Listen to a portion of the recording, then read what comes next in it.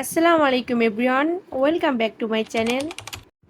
আশা করছি আপনারা সবাই ভালো আছেন। বাংলাদেশের একটি জনপ্রিয় স্ট্রিট ফুডের রেসিপি নিয়ে আজকের পর্বটি সাজিয়েছি। ঝালমুড়ি পছন্দ করে না এমন মানুষ খুবই কমই আছে। বাংলাদেশে রাস্তাঘাটে ফুটপাতে যে ঝালমুড়িটা বিক্রি হয় সেখানে একটা সিক্রেট মশলা মামারা ব্যবহার করে। খুব সহজে সেই মশলাটি তৈরি করে আপনাদেরকে দেখাবো। আশা করছি আপনাদের সবার ভালো লাগবে। আজকের এই রেসিপিটির জন্য লাগবে এক বাটি মুড়ি, পরিমাণ মতো চানাচুর, 2 টেবিল চামচ কাঁচামরিচ, ধনেপাতা, লেবু কুচি, টমেটো কুচি, পেঁয়াজ কুচি আর মামাদের সিক্রেট মশলাটা। ঝালটা আপনাদের পছন্দ মতো কমিয়ে বাড়িয়ে নিতে পারেন। প্রথমে আমি গুঁড়ো মশলাগুলো একটু পেস্ট করে নিব।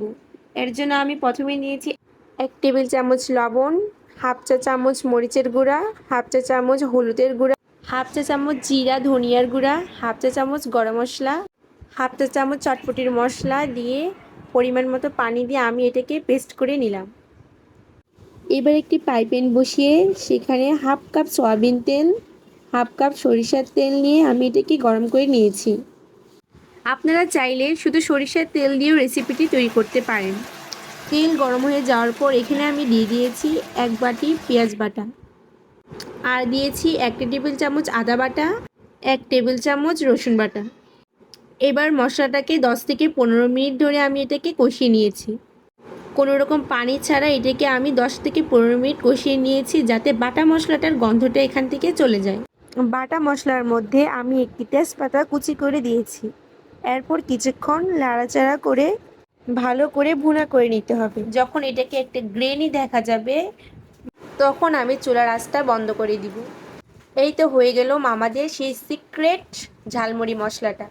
চলুন আমরা এবার দেখে নিই মশলাটা দিয়ে আমরা কিভাবে মুড়িটি ঝটপট বানিয়ে নিতে পারি।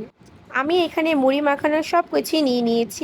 আপনাদের বাসার মুড়ি যদি নেতানো থাকে তাহলে আপনারা বাসায় একটি চুলায় মুড়িটাকে একটু গরম করলে মুড়িটা আবার ক্রিসমি হয়ে যাবে। একটা কন্টেনারে মুড়ি নিয়ে তাতে কিছু টমেটো কুচি, পেঁয়াজ কুচি, হাফ কাপ শসা কুচি, সেই সাথে দিয়ে দিলাম আধা কাপ চানাচুর।